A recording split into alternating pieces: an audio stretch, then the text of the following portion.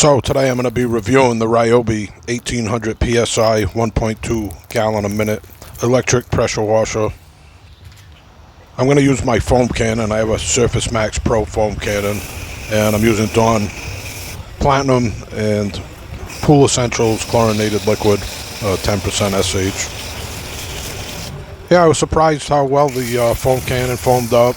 Had good range. I could hit the peak. It's only a ranch, but I was able to hit the peak no problem. I was wondering how far the foam cannon would go.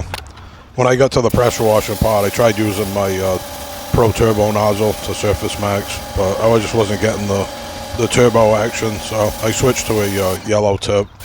But the yellow tip gives pretty good pressure. I mean, as my buddy Mike, who's a Vietnam veteran, his house I'm doing. But yeah, I cleaned the walkway up decent. You can see his with the turbo nozzle. I mean, it's barely spinning it, so I tried for a couple of minutes, and then I was like, oh, I'll put I put the yellow tip on, but you could use a green tip or whatever. But didn't have enough power to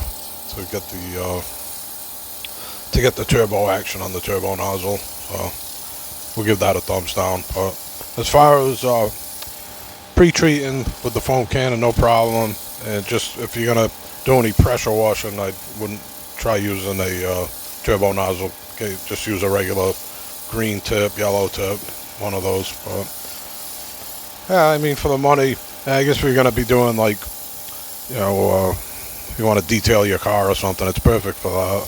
Or just small pressure wash jobs, but that's about it. And it's nice because it's quiet. You don't need gas, and it stores away easy. That's like I just stuck it on a shelf in the garage, and it's like out of the way. So, yeah, not bad. But if you're gonna be seriously pressure washing, you're gonna want to get yourself probably like a 3,000 PSI or above.